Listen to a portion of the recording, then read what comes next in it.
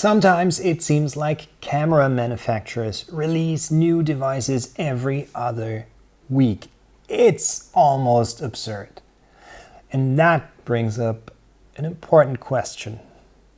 Is it worth buying a camera in 2021, which was introduced in 2014, 7 years ago?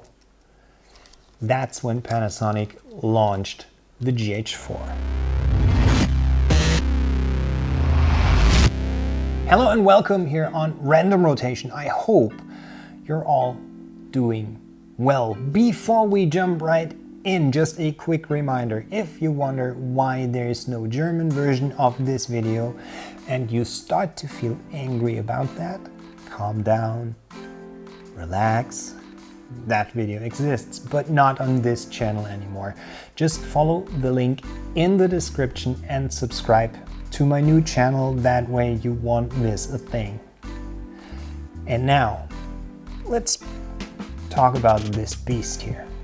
First, some facts. The GH4 was the successor of the Panasonic GH3 and was the first mirrorless camera to write 4K videos directly to the internal memory card. That was a pretty strong feature when this camera came out.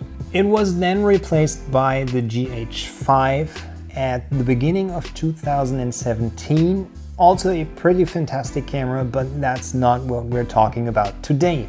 The GH4 has a micro four thirds or short MFT sensor and effectively 16 megapixels to offer, what does not seem very impressive on paper. But don't get fooled by these numbers, because the quality of the footage it can produce has always impressed me. And even today I use the camera from time to time, so it's not only a dust collector on my shelf, it's simply too good for that.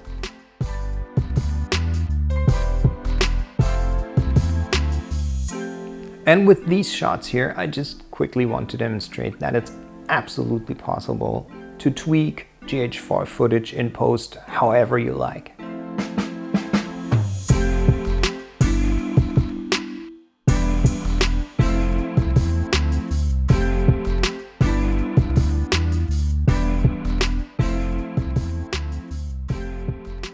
Via a smartphone with installed Panasonic image app, you can remotely control the most important functions and get your framing right, even if you're not within reach of the camera. This does not work completely latency free, meaning there is a small delay in the transmission from the camera to the smartphone, but at least it enables you to remotely control various camera functions. If you have to film yourself on your own, you very quickly learn to appreciate that.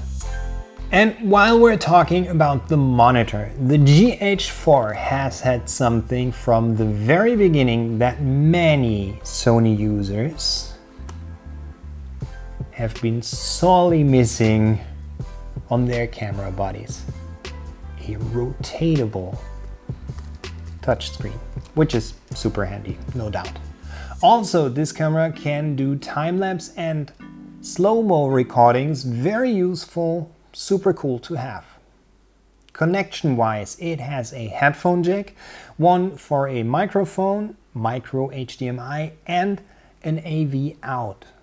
For this reason alone, a camera like this is simply more flexible and more extensible than a smartphone. But like I said, this camera is around for a few years now, and that's why a couple of things, of course, seem a bit outdated. Point number one, the GH4 has never been a really good performer when it comes to low light. In this regard, Sony was way ahead of the competition with their A7S II that was released 1.5 years after the GH4. I would not recommend shooting with the GH4 beyond 800 ISO, and 800 only if you really need to. With my Sony, I have no headaches shooting in auto ISO mode. No problem. Not so with the GH4. that will lead to terrible trouble. Believe me, if you're planning to shoot frequently at night, the GH4 isn't necessarily your best choice. Point 2, there is only one SD card slot. So if you like shooting on 2 SD cards simultaneously, you will be disappointed here. Panasonic introduced that feature later with the GH5. Point number 3, the Vlog update has always been and still is a paid update. I never bought it for my camera. I felt very comfortable shooting with the Cinelike V and Cinelike D profiles, but if you desperately need Vlog, you should know that that is a separate purchase. It's not necessarily a drawback, but still you should know. And last but not least, autofocus. The AF on the GH4 can simply be described as outdated. When I bought this camera in 2015, I didn't really care, but now, 6 years later, a solid AF system is crucial, and people start to take it into account when it comes to decide which gear they should invest in. The current Sony and Canon cameras and even the Red Komodo are eating this guy for breakfast when it comes to AF. While it might be useful in photo mode, it's not at all for video use. And don't even think of using something like IAF. I've spent some time on eBay to see what you have to pay for a used GH4 at the moment. Here you can see that it's possible to get a carefully treated GH4 somewhere between 400 to, let's say, 600, 700 euros, which is really good price if you ask me.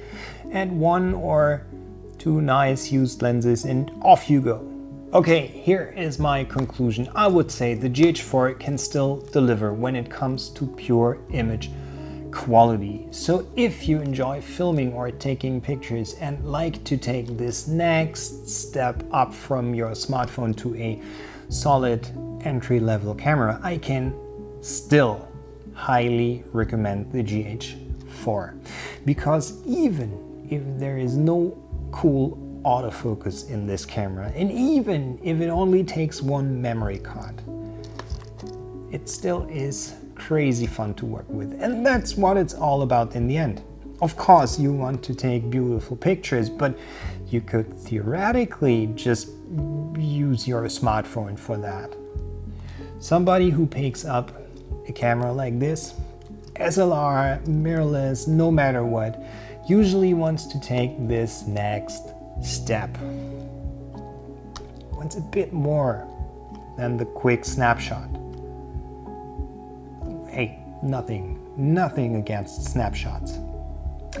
And of course, I could have done a similar video about Canon's 80D, for example.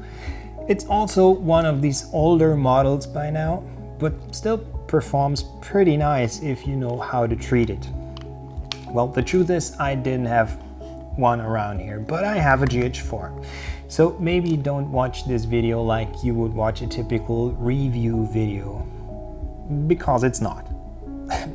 It's more like a reminder not always having to buy everything new. Just because a device is out there for more than 1 or 2 years, it does not necessarily have to get replaced with the latest and greatest.